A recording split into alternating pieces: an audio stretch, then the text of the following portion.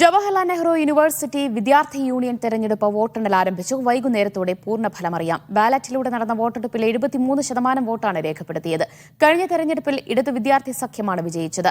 SFI പാനലിൽ councillor സ്ഥാനത്തേക്ക് മത്സരിച്ച തൃശൂർ ഇരിഞ്ഞാലക്കുട സ്വദേശിനി ഗോപിക ബാബു വിജയിച്ചു.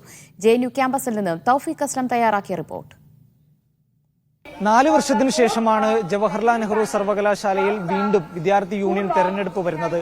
അതുകൊണ്ട് വിദ്യാർത്ഥികൾ വളരെയധികം ആവശ്യത്തിൽ തന്നെയായിരുന്നു ഈ തെരഞ്ഞെടുപ്പിനെ നേരിട്ടെന്ന് തന്നെ പ്രമുഖ വിദ്യാർത്ഥി സംഘടനകളെല്ലാം ഇത്തവണത്തെ മത്സരത്തിൽ വലിയ ആവേശത്തോടുകൂടി പങ്കെടുക്കുകയും ചെയ്തിരുന്നു. ബാലറ്റിലൂടെയായിരുന്നു ഇത്തവണത്തെ JNU യൂണിയൻ വിദ്യാർത്ഥി യൂണിയൻ തെരഞ്ഞെടുപ്പ് ഉണ്ടായത്. 72% പോളിംഗ് ആയിരുന്നു ഇത്തവണ രേഖപ്പെടുത്തിയത്. അതുകൊണ്ട് തന്നെ പൂർണ്ണമായും തെരഞ്ഞെടുപ്പിന്റെ ഫലം വരാനായി വൈകുന്നേരം വരെ കാത്തിരിക്കേണ്ടി വരുമെന്നാണ് സർവകലാശാല അധികൃതർ ഇപ്പോൾ അറിയിച്ചിരിക്കുന്നത്. പ്രധാനമായും കഴിഞ്ഞ വർഷം തെരഞ്ഞെടുപ്പിൽ ഇടത് വിദ്യാർത്ഥി സഖ്യമായിരുന്നു വിജയിച്ചത്. ഐസ, SFI, AISF അതോടൊപ്പം തന്നെ DSF എന്നിവ ഉൾപ്പെടുന്ന ഇടത് വിദ്യാർത്ഥി സഖ്യമായിരുന്നു കഴിഞ്ഞ തവണ JNUവിൽ വിജയിക്കുകയും അവർ ഇത്രയും നാൾ അവരായിരുന്നു യൂണിയൻ ഭരിച്ചിരുന്നത്. അതോടൊപ്പം തന്നെ മറുവശത്ത് ABVP ഉൾപ്പെടെയുള്ള വിദ്യാർത്ഥി സംഘടനകളുമുണ്ട് ഇത്തവണ മത്സര രംഗത്ത്. അതുകൊണ്ട് തന്നെ ABVP വളരെയധികം ശക്തി പ്രാപിച്ചുവെന്ന് പറയുന്നുണ്ട് ജവഹർലാൽ നെഹ്റു സർവകലാശാലയിൽ. അതുകൊണ്ട് തന്നെ അവരും പ്രധാന പോസ്റ്റുകളിലേക്ക് വിജയിക്കുമെന്നുള്ള ഒരു ആത്മവിശ്വാസം വെച്ചു പുലർത്തുന്നുണ്ട്. വൈകുന്നേരത്തോടു കൂടി അതെന്തായാലും അതിന്റെ ഫലം നമുക്ക് പൂർണ്ണമായി തന്നെ അറിയാനും സാധിക്കും. ബാപ്സ അതോടൊപ്പം തന്നെ ഫ്രട്ടേണിറ്റി മൂവ്മെന്റ് ഉൾപ്പെടെയുള്ള വിദ്യാർത്ഥി സംഘടനകൾ കൂടി ഇത്തവണത്തെ ജവഹർലാൽ നെഹ്റു സർവകലാശാല യൂണിയൻ തെരഞ്ഞെടുപ്പിൽ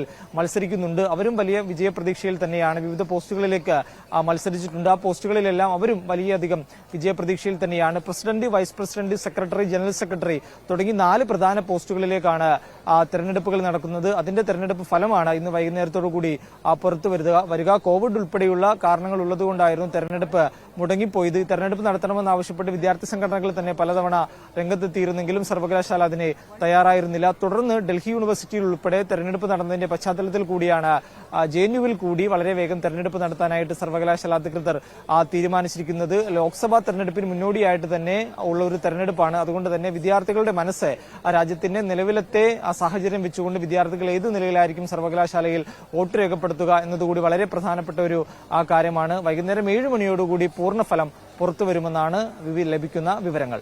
ഹരിമുണ്ടൂരിനോടൊപ്പം ജവഹർലാൽ നെഹ്റു സർവകലാശാലയിൽ നിന്നും തൗഫീഖ് അസ്ലം, മീഡിയ 1, ഡൽഹി.